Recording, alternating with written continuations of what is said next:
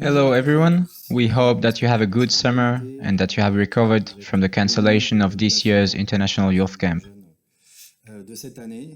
Don't forget that we are looking forward to seeing you next year in France. It will be with great pleasure.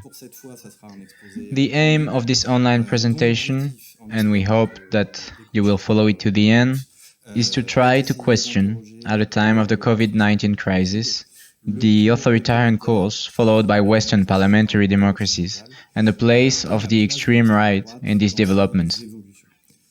In other words, we want to ask how the COVID crisis plays both a revealing and an accelerating role in these two closely linked processes, which are, on the one hand, the strengthening of the authoritarian dimension of many so-called liberal democracies, and, on the other hand, the continuous progression of far-right currents in those democracies. To do this, we will first return to the roots of the current authoritarian cause, which obviously precedes the COVID-19 crisis, insofar as it is linked to a more fundamental crisis of the capitalist system that could be described as a crisis of governance of the bourgeoisie.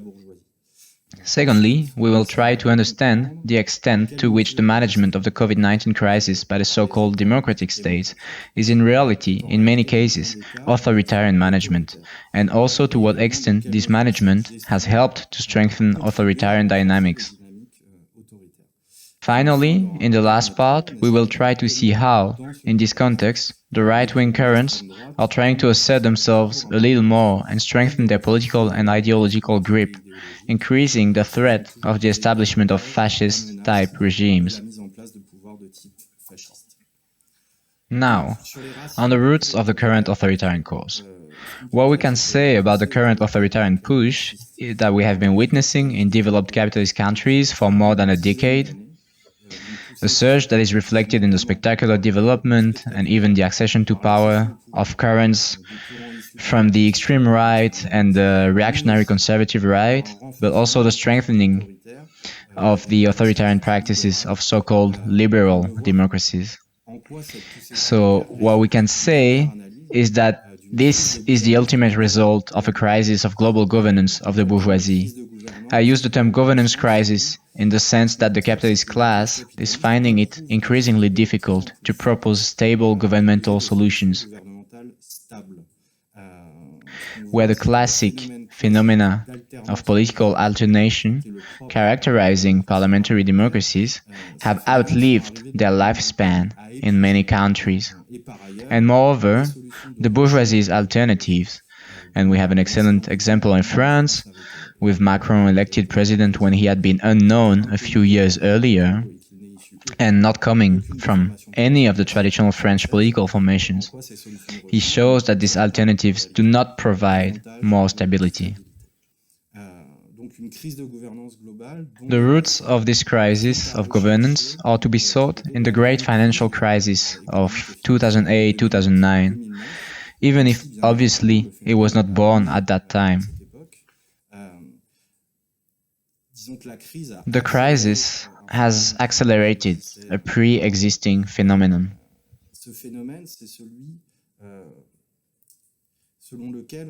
This is one in which the bourgeoisie is unable to propose solutions to the crisis that would win, if not the support, at least the consent of sufficient social sectors.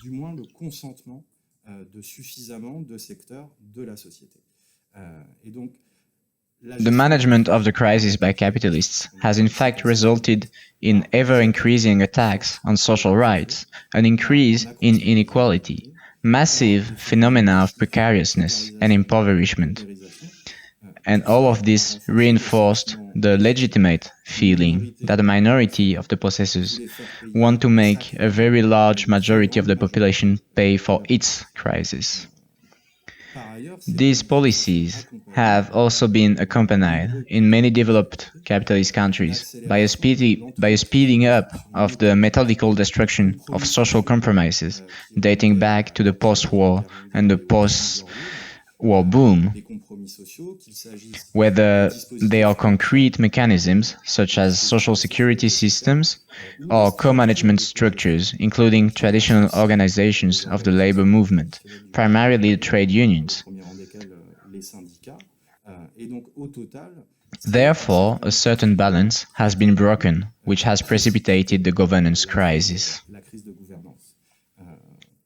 If we want to step back a little, we can refer to Antonio Gramsci, an Italian thinker and a communist leader of the early 20th century, who explained that the domination of the bourgeoisie via the modern state cannot be understood if we do not take into account the fact that the dominant must obtain the consent of fractions of the dominated classes and their tacit support, in many ways, for an order that nevertheless keeps them in a subordinate position.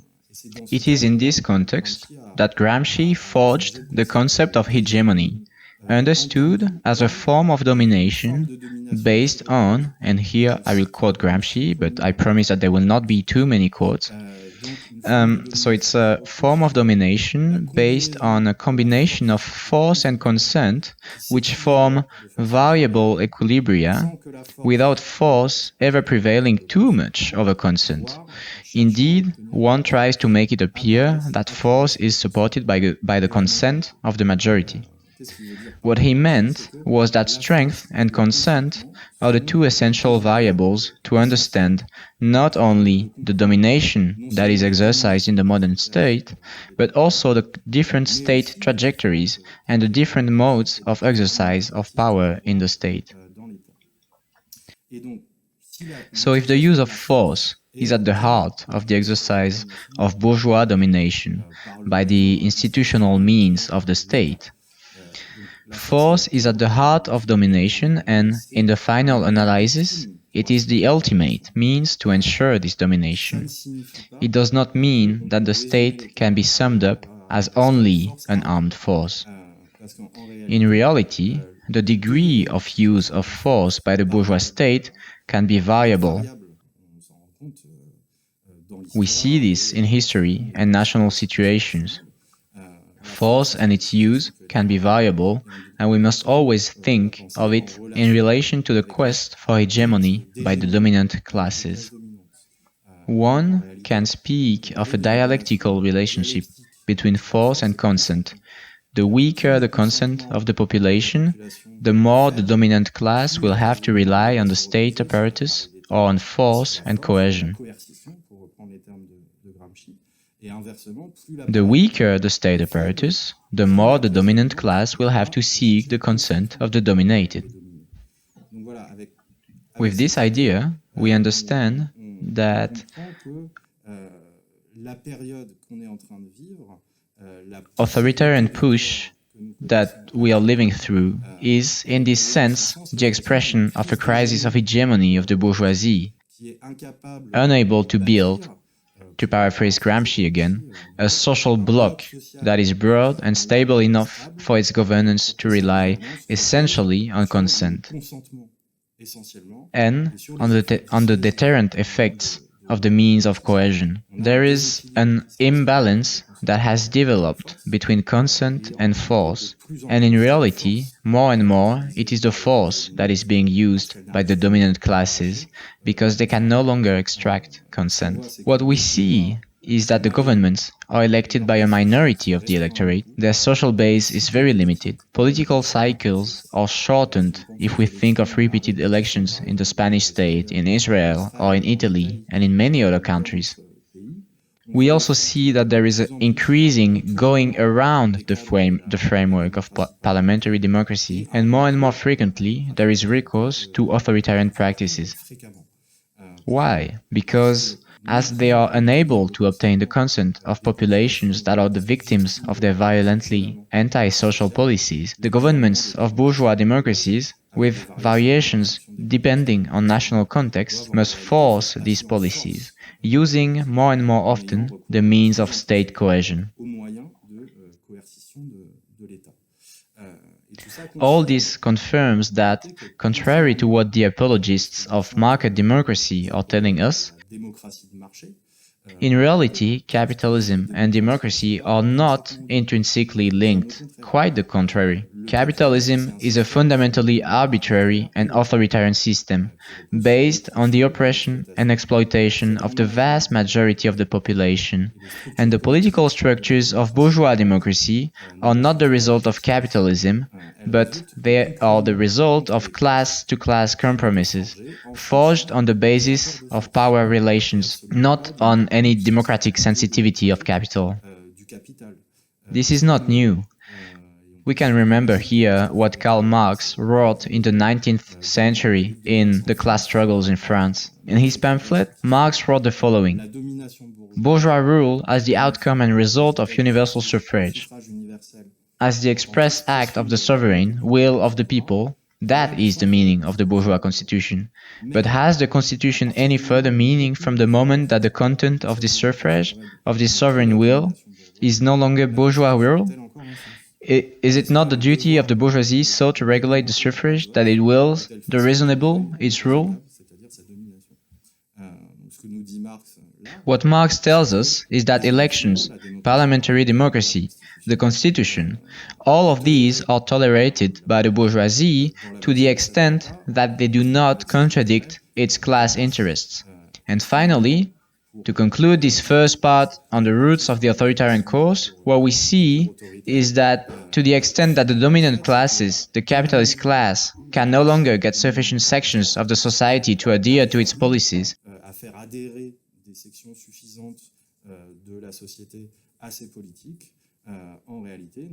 it bypasses the democratic frameworks, it seeks less and less legitimization by consent, and it uses more and more force, coercion, and authoritarian practices.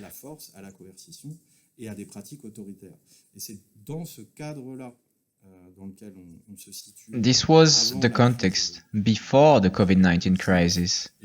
This is in this context that we will try to reflect, and this will be my second point, on what were the effects of the COVID-19 crisis on the governance structures and on the policies of the bourgeoisie by looking at the authoritarianism dimension.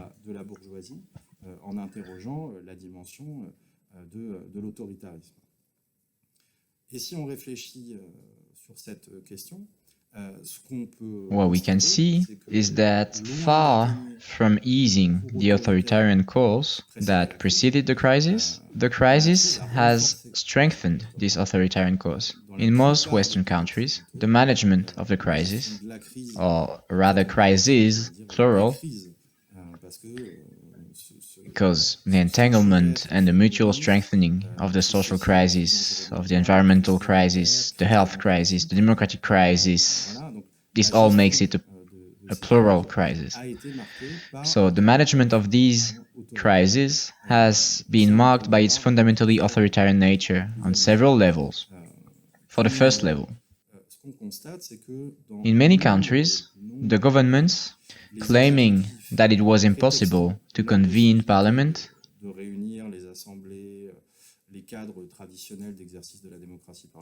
have taken decisions without debate, without control, in a total lack of transparency.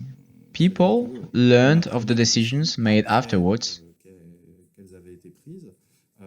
without knowing the ins and outs of the debate and why those decisions were made.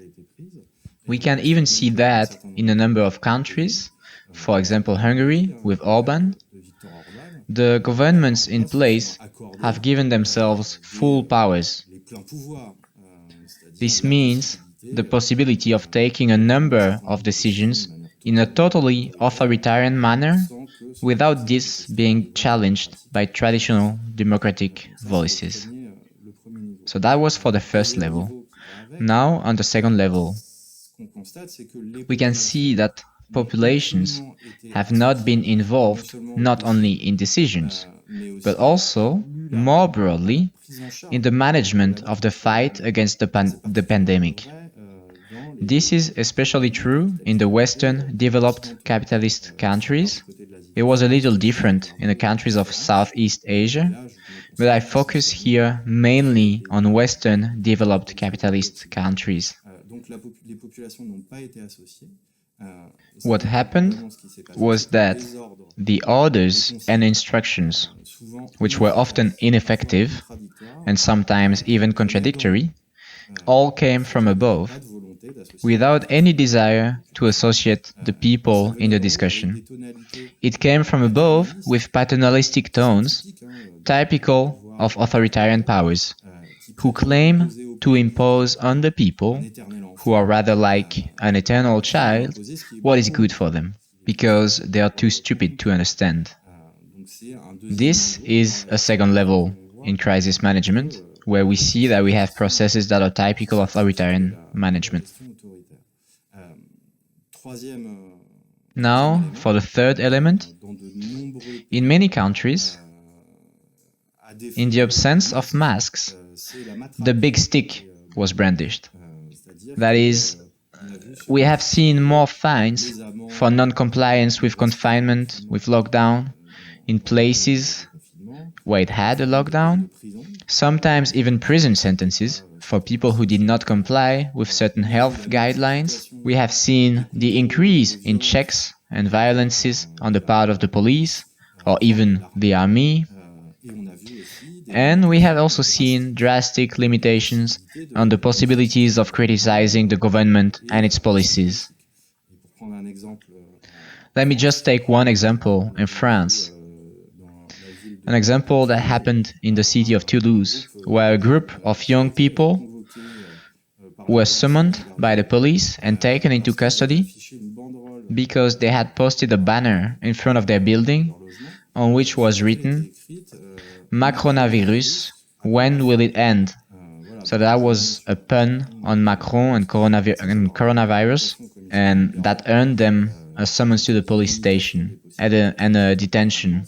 So when we say limiting the possibilities of criticizing the government, it's not just like an idea in the air. Now for the fourth dimension of this authoritarian management, and we have seen this last dimension in many countries. I am thinking here in particular of France and Italy. So it's been mass denunciation phenomena. Denunciation was implicitly or explicitly encouraged by the state. That is, you had people who warned the authorities, called the police to say, my neighbor does not respect lockdown, there are too many young people in this gathering, and so on and so forth. So there was a phenomenon of self-monitoring in the population and of denunciation that I say was implicitly or explicitly encouraged by the state.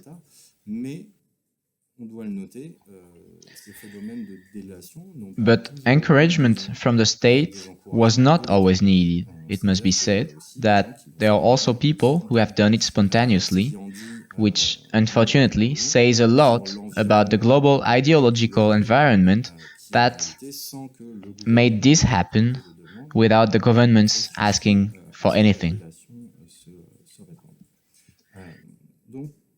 So, there are different elements that allow us to talk about the authoritarian dimensions of crisis management, and we need to focus on the issues of surveillance and remote surveillance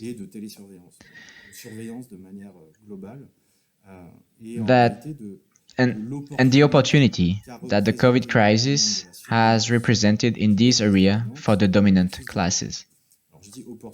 I say it's an opportunity. It is obviously not a question of falling into conspiracy theories, as some unfortunately do, and we will come back to this later. So I do not want to fall in a conspiracy that would say that the dominant classes have provoked or even organized the COVID-19 crisis for the sole purpose of legitimizing their most extreme policies. So there's no such conspiracy. But on the other hand, there is opportunism. And we must recognize that the current crisis represents a great opportunity for the bourgeoisie and its political staff. That of enacting anti-social measures, increased working time, wage cuts, restrictions on democratic rights, and so on, in the name of an exceptional situation, obviously, by accompanying those anti-social measures, when they are too unpopular, with the promise that they will be temporary only. and in reality with the unspoken objective of making them sustainable. In the field of surveillance, the COVID-19 crisis has thus represented and still represents an opportunity for normalizing the extension of material and symbolic control of public space. It manifests itself in several ways. For example, the exit certificates under penalty of fines, the division of space into authorized and forbidden zones,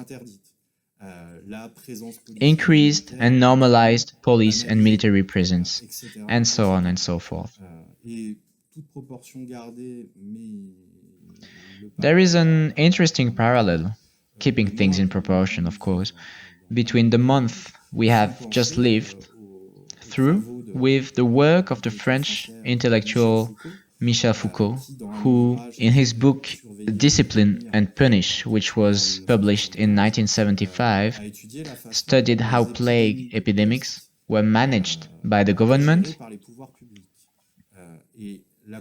and his conclusion was, and I quote, "The plague-stricken town traversed throughout with hierarchy, surveillance, observation, writing, the town immobilized by the functioning of an extensive power that bears in a distinct way over all individual bodies. This is the utopia of the perfectly governed city.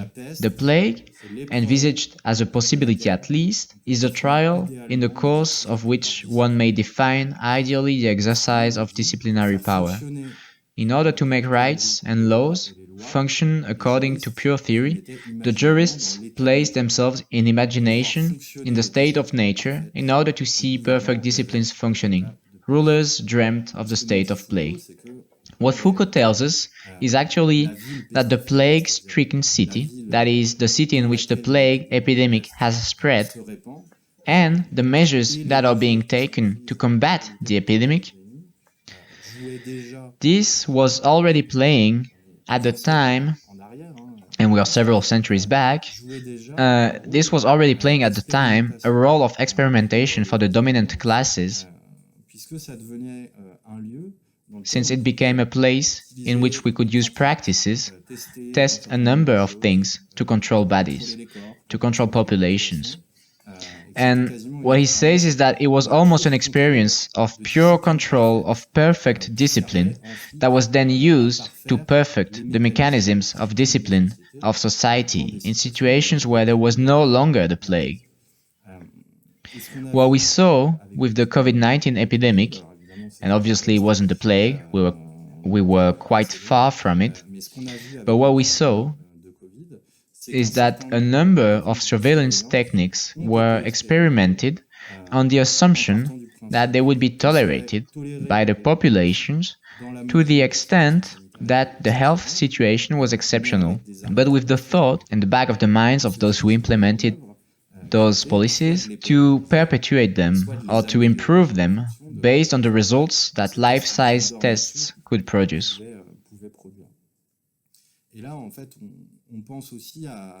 And here we can also think of Naomi Klein, a Canadian essayist who in 2007 wrote a book called The Shock Strategy, in which, she mentions it in a more recent book also. This more recent book is Saying No is No Longer Enough.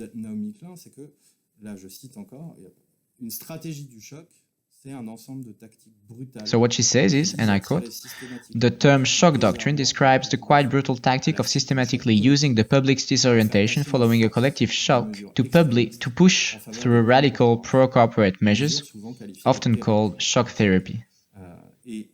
There is no doubt that the COVID-19 crisis is a particularly spectacular example of the shock strategy that Naomi Klein is talking about. That is, this process by which the ruling classes try to impose their views brutally on the basis of the collective destabilizing effects of any major crisis. We see it in the field of surveillance and control of public space, but it could have been developed in other areas. And we would have seen that there is always this constancy, which is to take advantage of the disarray and torpor to pass measures presented as exceptional in order to perpetuate them. And in this case, the similarity with the various anti-terrorist measures taken after attacks in various Western countries, such as the Patriot Act in the US or the state of emergency in France. So those measures that were taken in the name of urgency have gradually become the norm.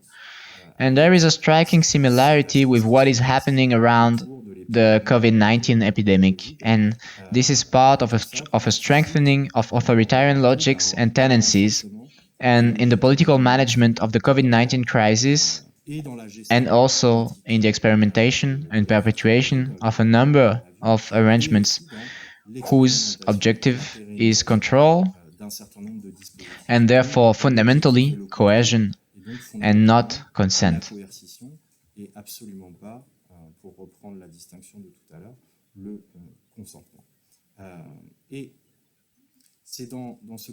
So it is in this general framework, first, the development of an authoritarian course, and second, the strengthening of authoritarian logics in the context of the COVID-19 crisis. It is in this framework that we can ask ourselves the question of the far right, or rather the far rights, plural, as this political family has different faces. To think about these extreme rights and their authoritarian relationship and what happened around the COVID-19 crisis, we must think about the political developments of the last 10 years and the effects of the COVID-19 crisis. They show how the authoritarian course is an ideal framework for the development of far-right currents. These currents benefit more generally from the social crisis and, in the same movement, from the crisis of hegemony of the bourgeoisie, and thus from the weakening of traditional political representation. And there is little doubt that the authoritarian course greatly favors the extension of the far-right currents, which, in return, we will see, strengthen the authoritarian course. These two phenomena are intrinsically linked.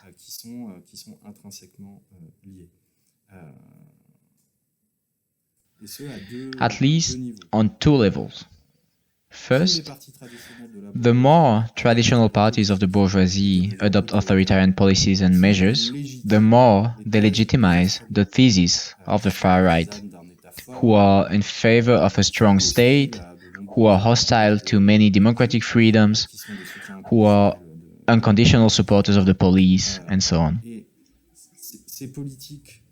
These policies, implemented by the governments of the traditional parties, are often directly taken up from the programs of the far right, who see their ideas increasingly in power, even if they do not directly occupy positions of power. So that was for the first level. Now, for the second level, you have at the same time the fact that the more the far-right currents develop and approach the threshold of power, the more traditional parties of the bourgeoisie feel obliged to take up some of their proposals in order to show their electorate that they are no less firm than their far-right political competitors. In this regard, one can quote Jean-Marie Le Pen, a historical figure of the French far right. I'm sorry to quote him, but he liked to declare that voters will always prefer the original to the copy. In many ways, recent history shows that this is true. So we have this double movement. That is, the more the traditional parties of the bourgeoisie adopt authoritarian measures, the more the extreme right strengthens. And the more the extreme right strengthens, the more the traditional parties of the bourgeoisie implement authoritarian policies.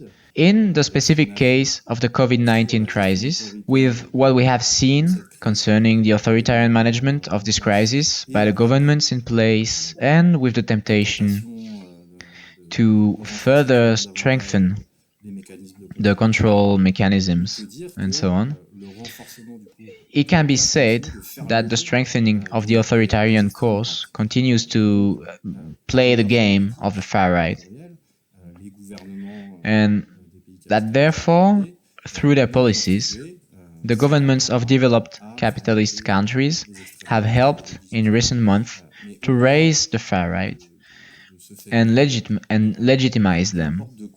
But beyond this phenomenon alone, it is important to understand how the COVID-19 crisis could have served as a fuel for the far right, and how they tried to seize the opportunities offered by this crisis to consolidate their ideological and political grip. As such, it is striking how the far right, in their diversity, have been able to recycle very quickly their old obsessions, their old proposals, their old speeches, by updating them in the light of the COVID-19 crisis.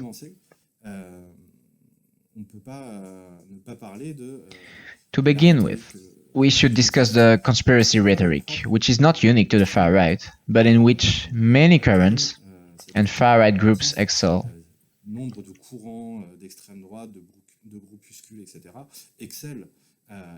This conspiracy rhetoric has once again invaded screens and social networks with the COVID-19 crisis.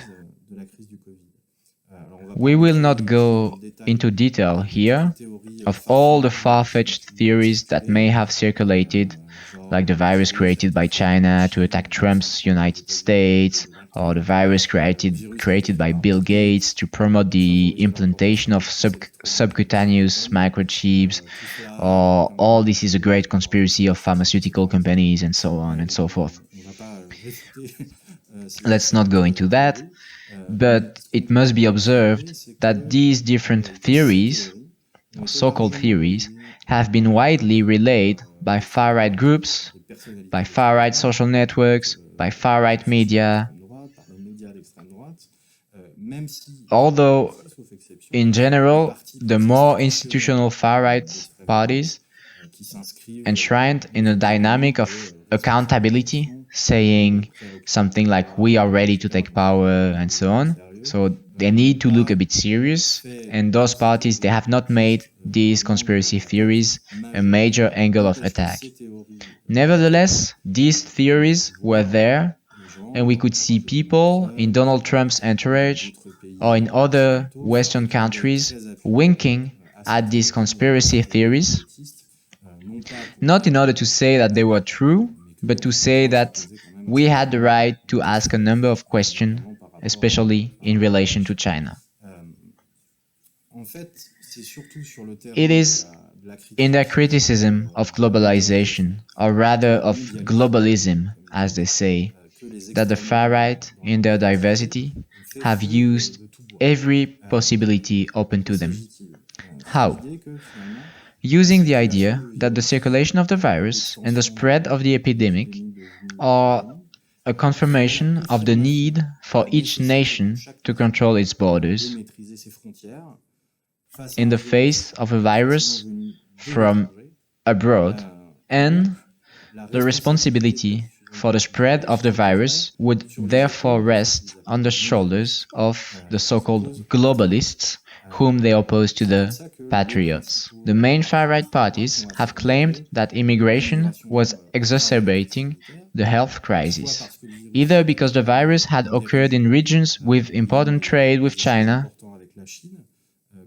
such as Lombardy in Italy, or because the influx of immigrants arriving in Greece from the Middle East and Africa would accelerate the spread of COVID-19, which, when you think about it, is completely stupid, as at the time the far right was saying that the virus was more prevalent in Europe than in the Middle East, but it is well understood that this type of rhetoric is not based on rational logic, but on a logic of stigmatization and reinforcement of a discourse which, on the pretext of a criticism of globalization, is in fact racist and xenophobic rhetoric. For example, Marine Le Pen in France, or the Austrian FPÖ, were the first to call for health checks at airports, including for intra-European travelers.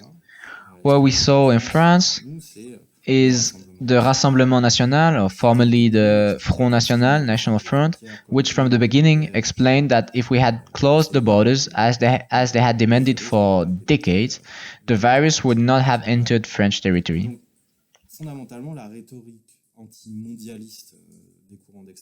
Anti-globalist rhetoric remains fundamentally an anti-migrant rhetoric, asserting the need to protect against the foreigner, which is supposedly a factor in contaminating the national community. What we saw with the coronavirus pandemic was that there was a mixing of discourse about health and about the national community that relied particularly heavily on the foreigner, seen as the bearer of what would perhaps dissolve or at least weaken the national community, which echoes the dirtiest racist rhetoric in the history of the far right. So that was the first level with the criticism of globalism. So now to analyze another level of discourse of the far right in times of COVID-19, it will be the resumption of the old theme of the people in front of the elite. It is a discourse that is articulated with the anti-globalist discourse, but is not identical to it. The idea is that the so-called globalized elites act together against the people, and that their policies, including in such a crisis, and while they call for national unity, are only intended to defend and maintain a system against which the far-right parties stand in opposition. That's it. The elites are defending their system against the people. The credibility of most far-right movements depends on opposition to this system, because their popularity often relies mainly on this so-called anti-system positioning. A positioning that makes it impossible for them, even in times of crisis, to give the impression of supporting the governments in place, even if they agree with the policies that are being carried out. They must stand against the union, against the system, and therefore against the policies that are carried out by the system, since they are carried out against the people.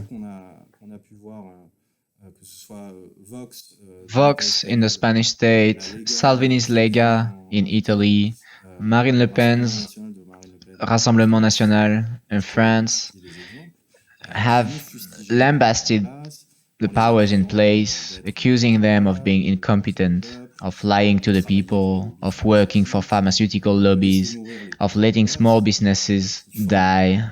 You know that small businesses often form a primary electoral base for the far right, and so on and so forth. So a very critical global tone, positioning hostile to the measures taken by the governments in place. And I say this here, even if this is not the purpose of this talk, but we can discuss it later. Some of these assertions are unfortunately true. That is, saying that the governments in place have lied, that they are sometimes partly linked with a particular pharmaceutical company, and so on and so forth. This can be true.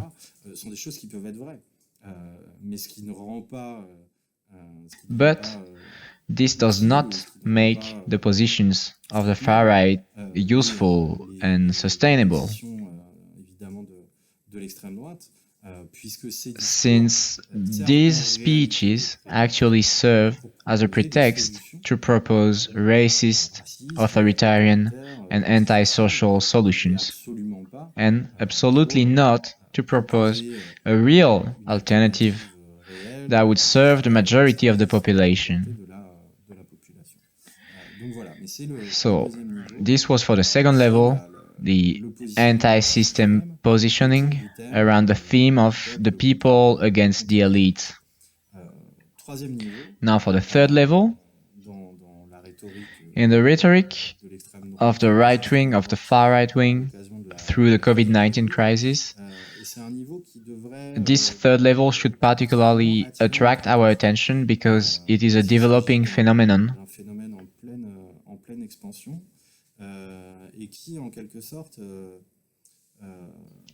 and it is on a terrain on which, if we are not attentive, we do not expect the far right. So what is this third level?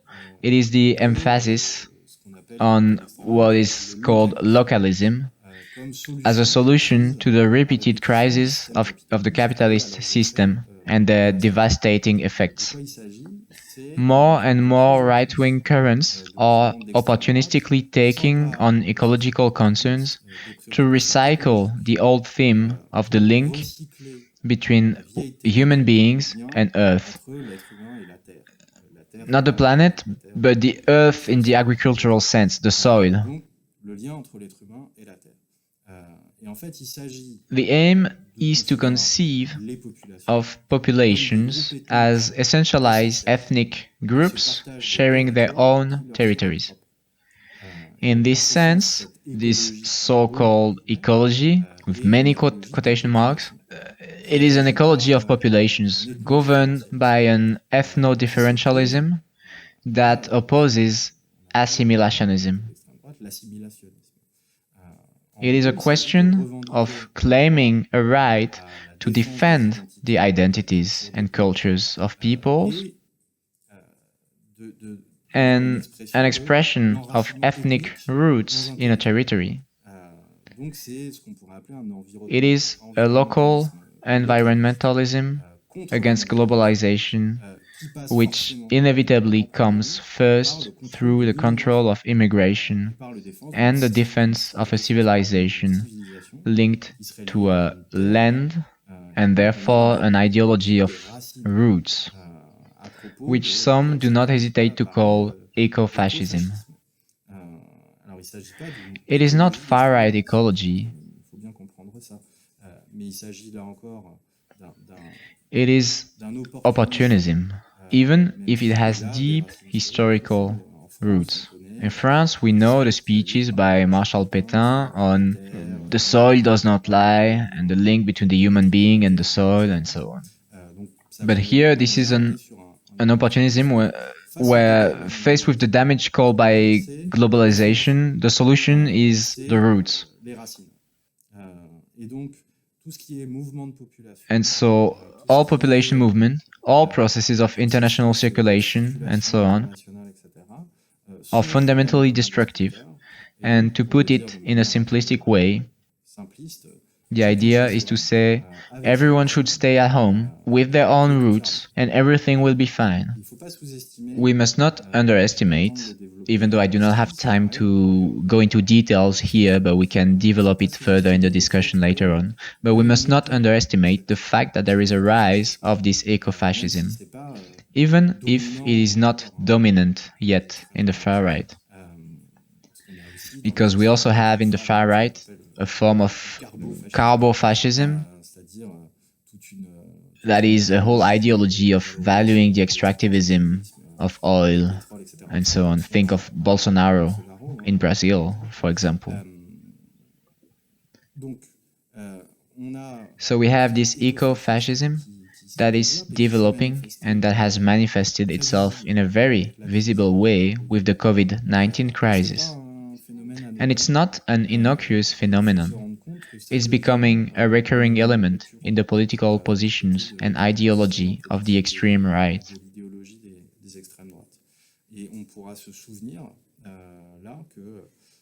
Brenton Tarrant, the white supremacist killer at the Christchurch Mosque in New Zealand, which left 51 people dead in March 2019, he wrote a manifesto in which he stated, among other things, that, and I quote, the environment is being destroyed by overcrowding, and that immigration, birth rates, and global warming are the same problem. This is pretty self-explanatory.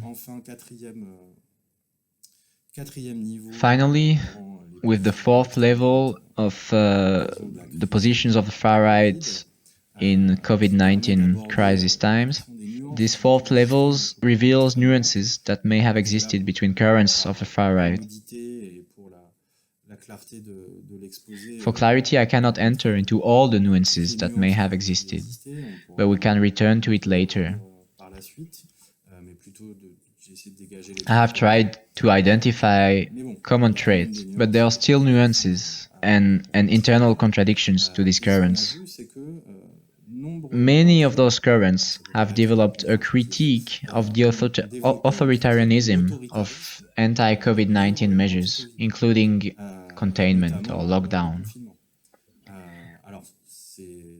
This is particularly dramatic in the United States and in Brazil, where Trump and Bolsonaro, in power, have emphasized individual freedom and responsibility, articulating a denial of the dangers of the virus and frontal opposition to local authorities adopting containment measures, even though both have started to back down, and now they even sometimes wear masks.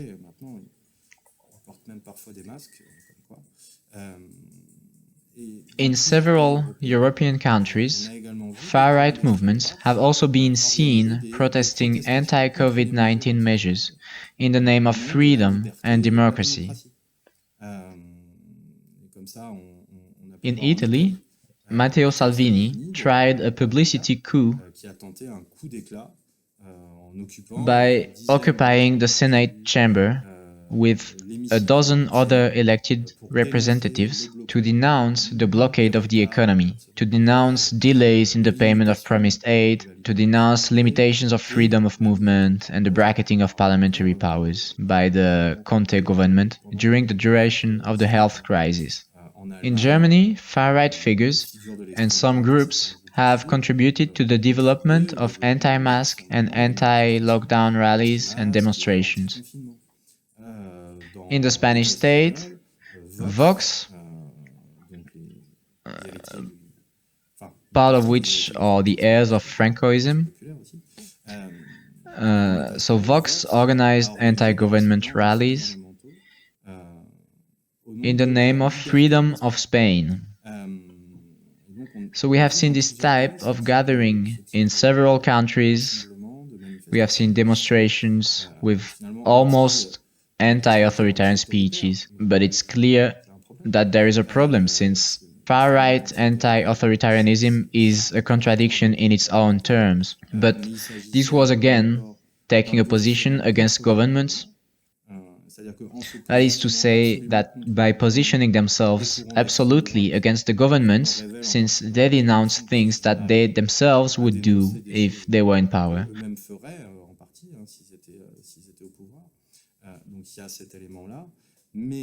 But we must not forget that the far right remains the far right, and these protests in the name of freedom have often served as a pretext for denouncing a so-called double standard.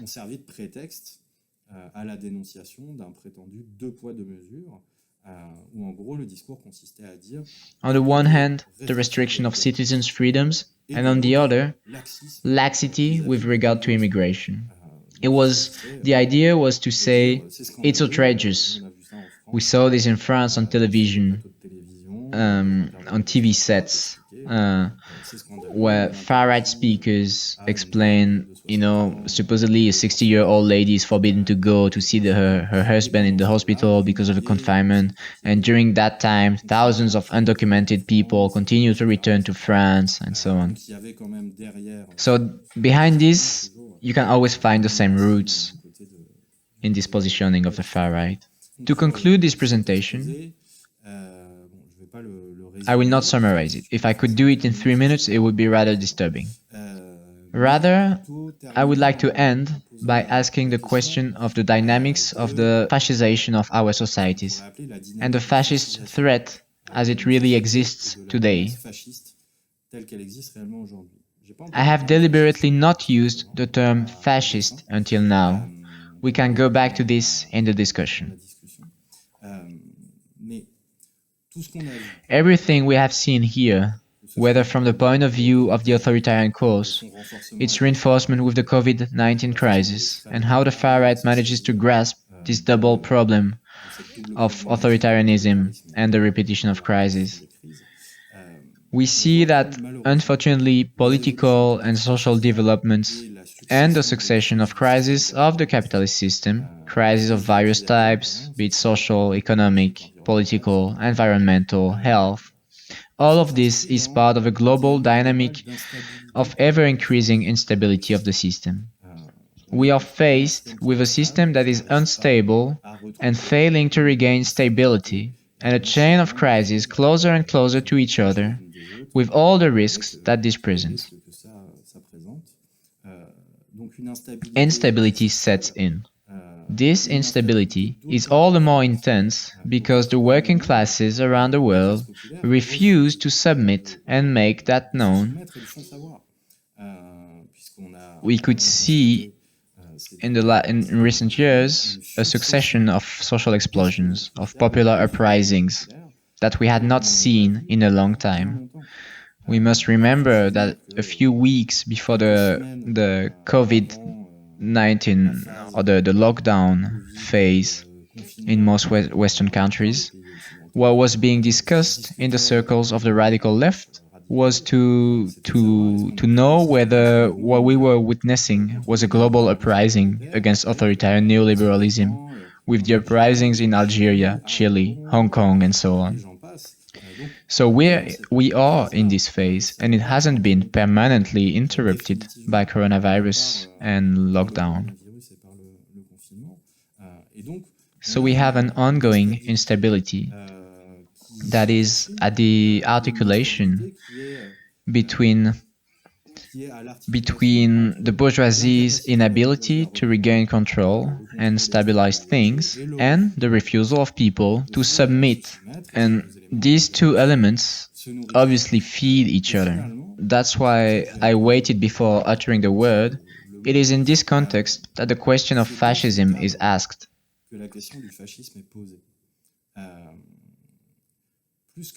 More than a sum of far-right political organizations or a program, fascism is, to quote our comrade Hugo Paletta,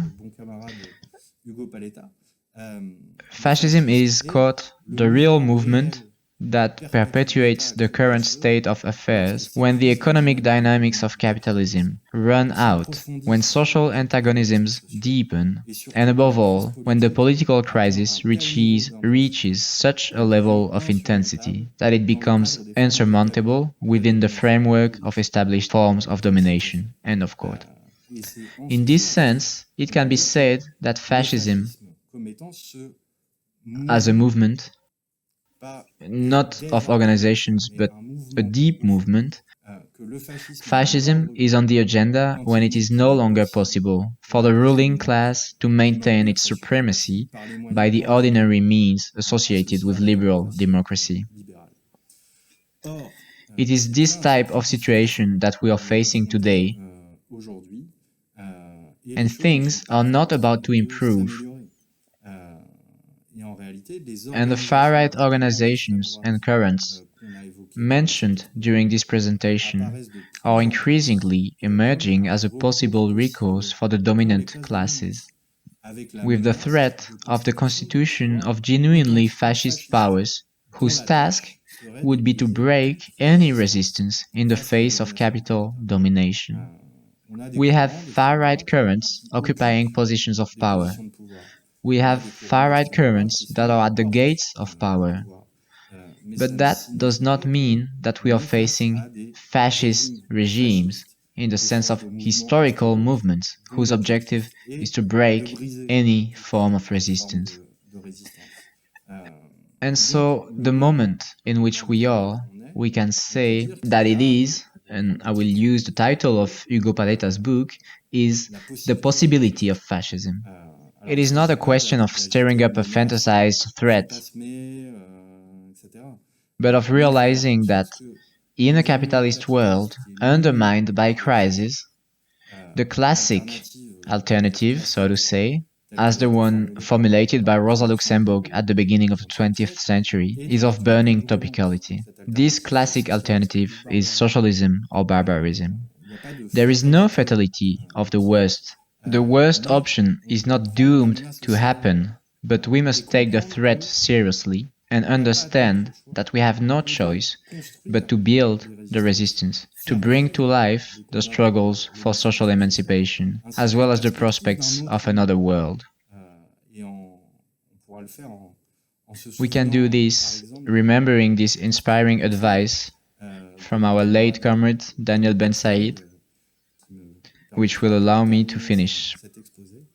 So Daniel said, even if you are not sure that you will get there, act so that what is necessary becomes possible. So I will stop here and drink some water in this gorgeous mug. Cheers!